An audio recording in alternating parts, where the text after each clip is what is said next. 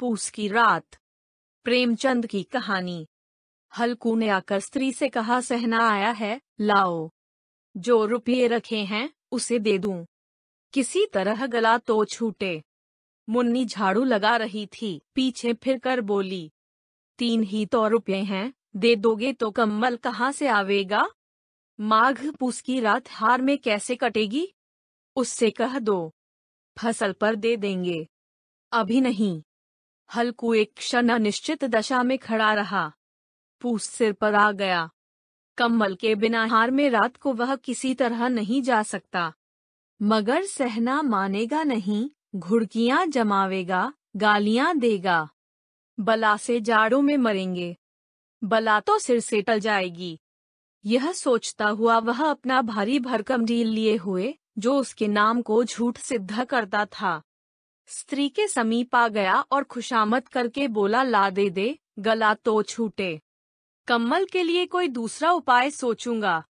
मुन्नी उसके पास से दूर हट गई और आंखें तरेरती हुई बोली, कर चुके दूसरा उपाय? जरा सुनूं तो कौन सा उपाय करोगे? कोई खैरात दे देगा कम्मल? न जाने कितनी बाकी है, जो किसी तरह चुकने ही नहीं आती। मैं कहती हूँ, तुम क्यों नहीं खेती छोड़ देते? मर काम करो। उपज हो तो बाकी दे दो। चलो छुट्टी हुई। बाकी चुकाने के लिए ही तो हमारा जन्म हुआ है। पेट के लिए मजूरी करो, ऐसी खेती से बाज आए। मैं रुपये न दूंगी, न दूंगी। हल्कू उदास होकर बोला, तो क्या गाली खाऊं? मुन्नी ने तड़प कर कहा, गाली क्यों देगा, क्या उसका राज है? मगर यह कहने के साथ ही उसकी तनी हुई भौहें ढीली पड़ गईं। हल्कू के उस वाक्य में जो कठोर सत्य था, वह मानो एक भीषण जंतु की भांति उसे घूर रहा था। उसने जाकर आले पर से रुपये निकाले और लाकर हल्कू के हाथ पर रख दिए, फिर बोली, तुम छोड़ दो अब की से खेती। मजूरी में सुख से एक रोटी तो खाने को मिलेगी, किसी की धौंस तो न रहेगी। अच्छी खेती है, मजूरी करके लाओ, वह भी उसी में झोंक दो, उस पर धौंस। हल्कू ने रुपये लिए और इस तरह बाहर चला मानो अपना हृदय निकाल कर देने जा रहा हो। उसने मजूरी से एक एक पैसा काट कपट कर 3 रुपये कम्मल के लिए जमा किए थे। वह आज निकले जा रहे थे। एक एक पग के साथ उसका मस्तक अपनी दीनता के भार से दबा जा रहा था। पूस की अंधेरी रात, आकाश पर तारे भी ठिठुरते हुए मालूम होते थे। हल्कू अपने खेत के किनारे ऊख के पत्तों की एक छतरी के नीचे बांस के खटोले पर अपनी पुरानी गाड़े की चादर ओढ़े पड़ा कांप रहा था। खाट के नीचे उसका संगी कुत्ता जबरा पेट में मुंह डाले सर्दी से कूं कर रहा था। 2 में से एक को भी नींद न आती थी। हल्कू ने घुटनियों को गर्दन में चिपकाते हुए कहा, क्यों जबरा, जाड़ा लगता है? कहता तो था, घर में पुआल पर लेट रह। तो यहाँ क्या लेने आए थे? अब खाओ ठंड, मैं क्या करूं? जानते थे मैं यहाँ हलवा पूरी खाने आ रहा हूँ। दौड़े दौड़े आगे आगे चले आए।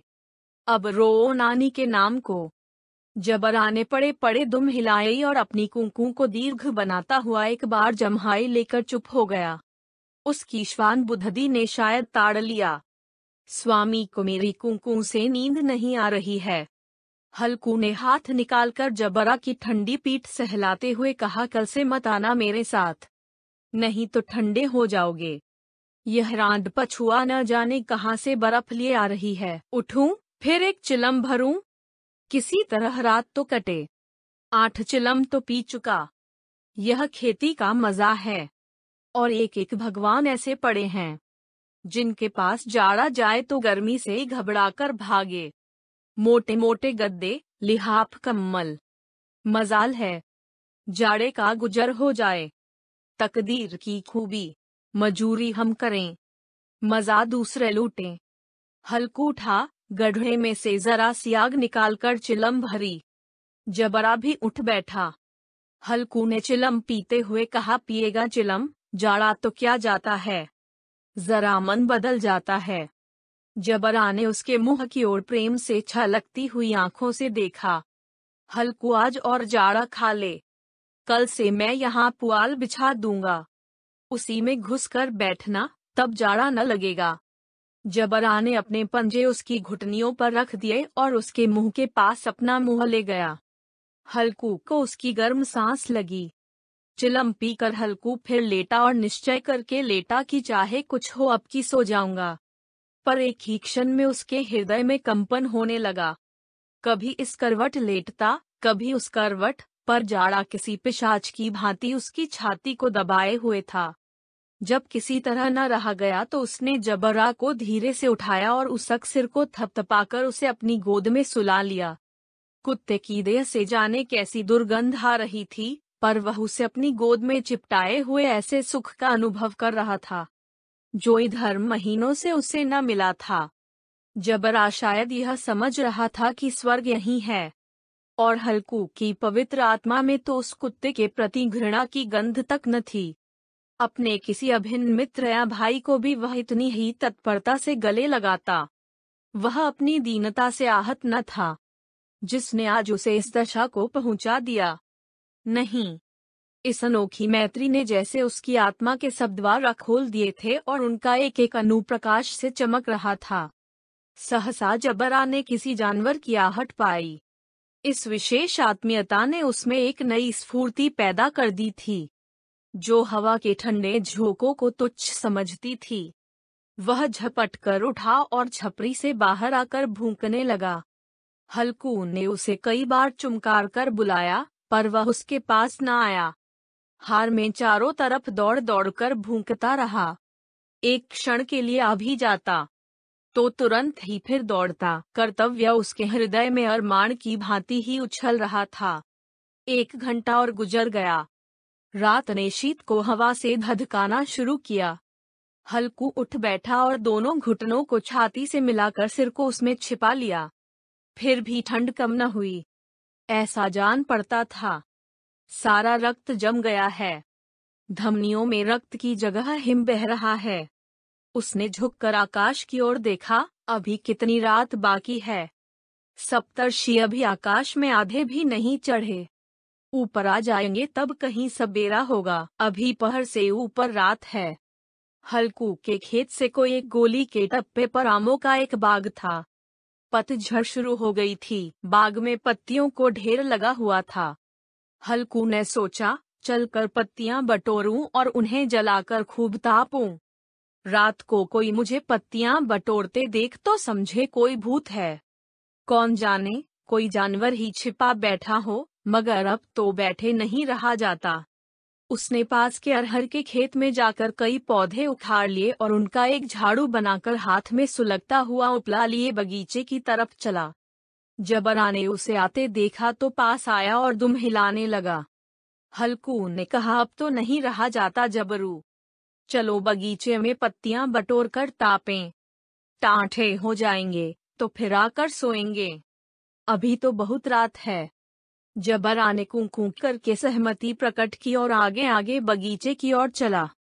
बगीचे में खूब अंधेरा छाया हुआ था और अंधकार में निर्दय पवन पत्तियों को कुचलता हुआ चला जाता था। वृक्षों से ओस की बूंदें टप टप नीचे टपक रही थी। एकाएक एक झोंका मेहंदी के फूलों की खुशबू लिए हुए आया। हल्कू ने कहा, कैसी अच्छी महक आई जबरू, तुम्हारी नाक में भी तो सुगंध आ रही है। जबरा को कहीं जमीन पर एक हड्डी पड़ी मिल गई थी। उसे चिंचोड़ रहा था। हल्कू ने आग जमीन पर रख दी और पत्तियां बटोरने लगा। जरा देर में पत्तियों का ढेर लग गया। हाथ ठिठुरे जाते थे, नंगे पांव गले जाते थे और वह पत्तियों का पहाड़ खड़ा कर रहा था। इसी अलाव में वह ठंड को जलाकर भस्म कर देगा। थोड़ी देर में अलाव जल उठा। उसकी लौ ऊपर वाले वृक्ष की पत्तियों को छू छू कर भागने लगी।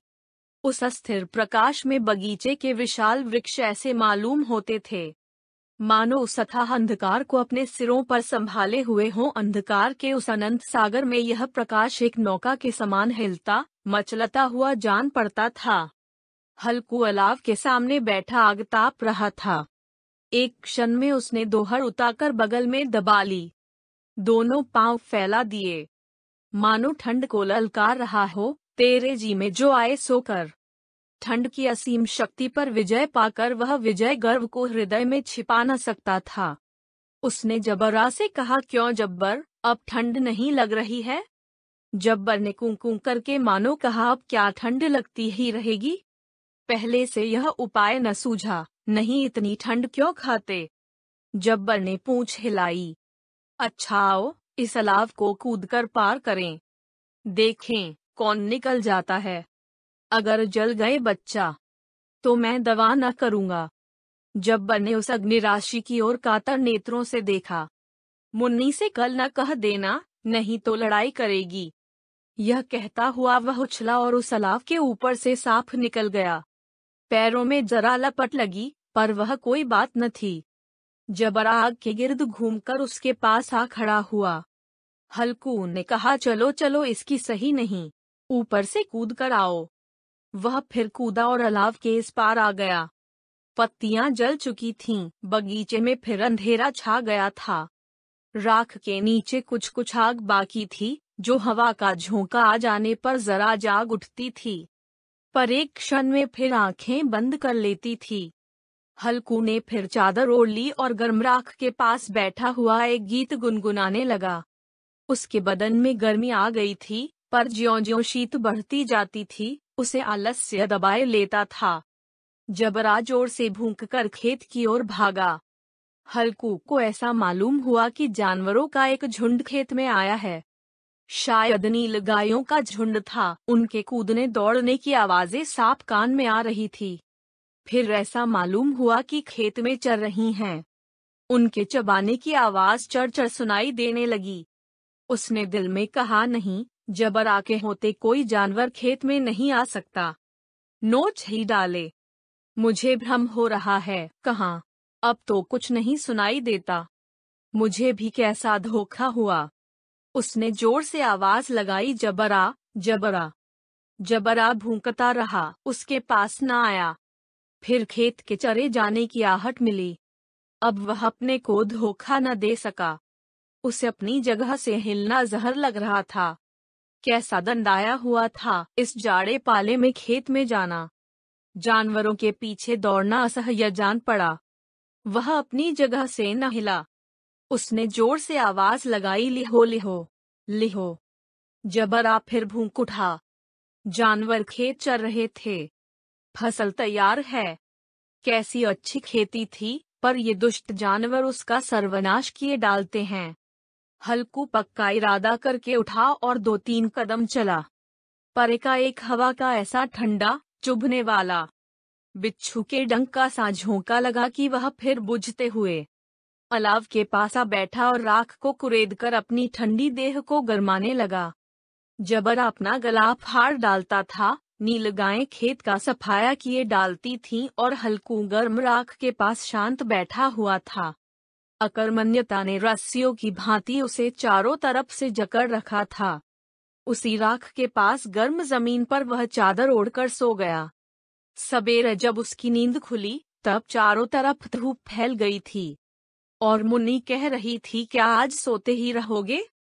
तुम यहाँ आकर रम गए। और उधर सारा खेत चौपट हो गया। हल्कू ने उठकर कहा, क्या तू खेत से होकर आ रही है? मुन्नी बोली, हाँ, सारे खेत का सत्यानाश हो गया। भला ऐसा भी कोई सोता है? तुम्हारे यहाँ मड़ैया डालने से क्या हुआ? हल्कू ने बहाना किया, मैं मरते मरते बचा। तुझे अपने खेत की पड़ी है। पेट में ऐसा दर्द हुआ कि मैं ही जानता हूँ। दोनों फिर खेत के डार पर आए।